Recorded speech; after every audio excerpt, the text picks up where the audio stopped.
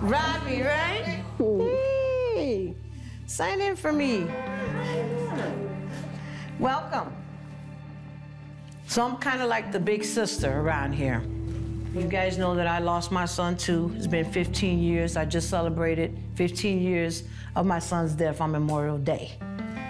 Y'all know these groups are important because we need these groups to be able to cope with our loss, because you're gonna need some form of support with each other. Community of Survivors is a bunch of families who have lost a loved one in a violent way. I lost my son to gun violence. And we come together as one. If a person haven't been through it, they can't pat you on the shoulder and say it's gonna be all right. And I went somewhere 3 days, didn't know where I was, and looked in the mirror and I didn't see me. I was lost, man. I was lost. And our families don't get the support that they really, really need from loved ones, friends, because everybody dissipates. They disappear after a month or two. The phone calls stop. And then that's when the real deal happens. Angela, I want you to tell us a little bit about how you got here and why you're really here. You know, I lost two.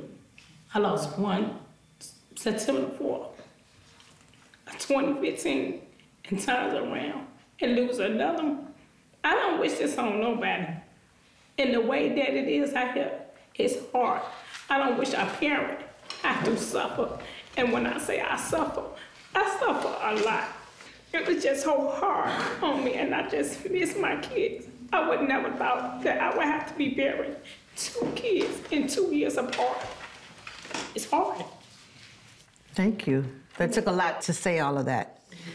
And we usually do that in the first group, but because you're new in our group, we want you to feel loved, we want you to feel welcome, and we also want you to know that we care, we're here for you.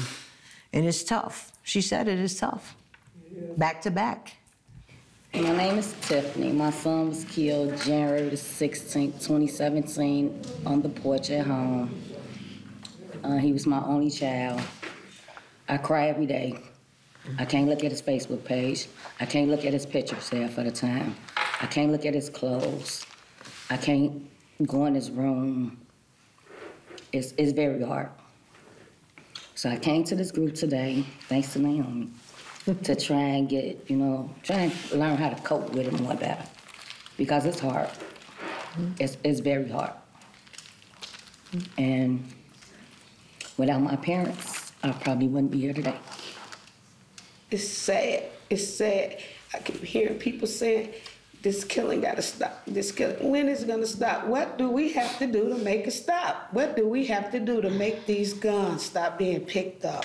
The only way something is gonna be done is if somebody stands up. Somebody steps up and says something. Nothing will be done if everybody sits on their hands and don't do anything. We need more people to step up and say, hey, you know what, this is our community. This violence is happening, we don't want it no more in our community. We want you to feel safe.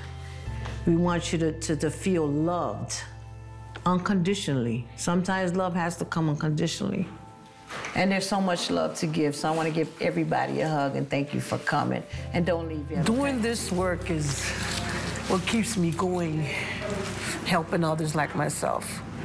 Dealing with homicide families, which is, you gotta be tough to do this work.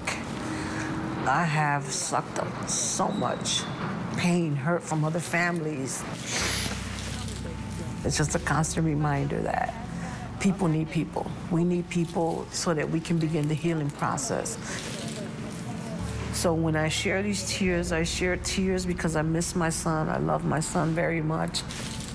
I can't bring him back, but I wish he was here.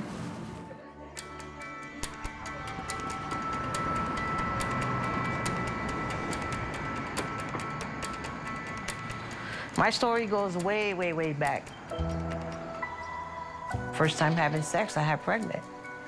At 15, with my firstborn son. I was pregnant my first year of high school. After that, I ended up dropping out of high school. My mother helped me raise my children. Andy was smart. He loved to play with cars. Of course, he liked to go to the park. I would take him to the park when I had a chance. He might have been 6 or 7, and he had his missing tooth. He was like, Mom, my tooth is falling out, look. I said, well, let me pull it out. He's like, no, I'm gonna do it. And he was just smiling and his tooth was out of his mouth. That was just one of those memories that, you know, I can never forget that.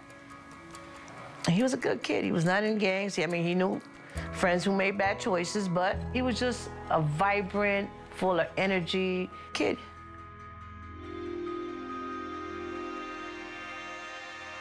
The guy that took his life. Even though he came to my home with Andy, I never saw any signs of, you know, anything bad or bad vibe or a bad feeling.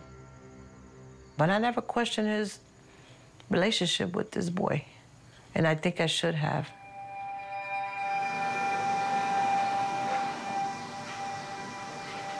Andy was standing on a corner. It's a school in that corner. His friends are on the porch. There was a car coming, an unknown car with males in it, and his friend didn't tell my son that he was going to shoot. And he shot my son instead of the car. I don't think he meant to shoot my son, but then again, you know, I had those thoughts that he did it on purpose. So they waited for the ambulance to come. They took him to Stroger Hospital. I got the phone call. They didn't want to tell me how serious it was. My son was still alive when I got there, bandaged up.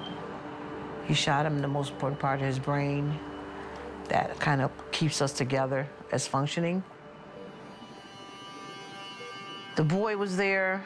I didn't know he shot my son. He was scared. He didn't know if my son was gonna live or die.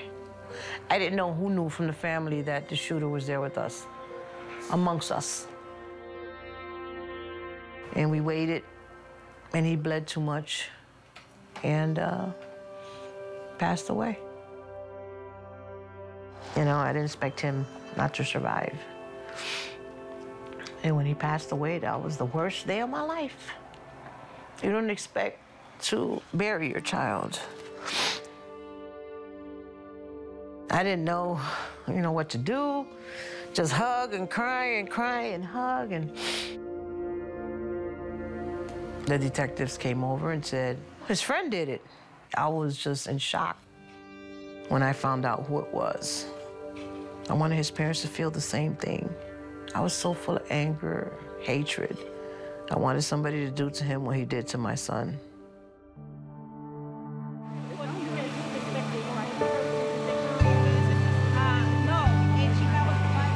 Y'all make sure y'all go back there to those resource tables. Got a lot of information that they get out to the community. So go over there and check them out.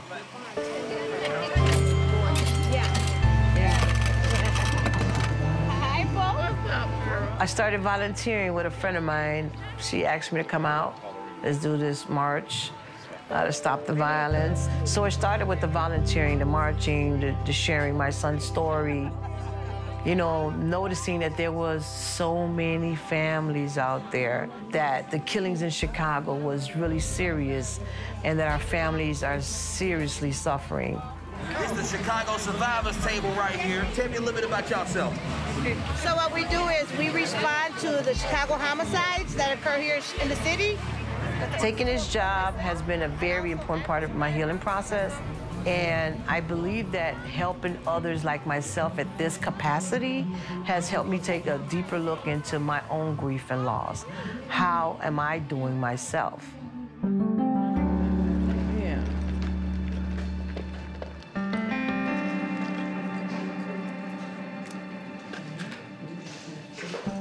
I'm not as angry as I used to be because I've accepted that my son has passed on. I do healthy things. I don't want to isolate. I don't want to shut down. I've been there, done that in the beginning phases of grieving. I shut down. I don't want to be bothered with people, those sleepless nights. I don't have to go through those things anymore because my son doesn't want to see me suffer.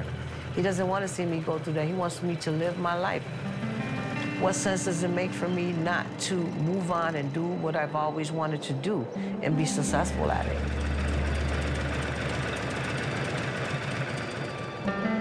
I started traveling. I learned how to ride a motorcycle, so those things are very beneficial to me because it gives me a sense of freedom. And I started to do those things that I've always wanted to do.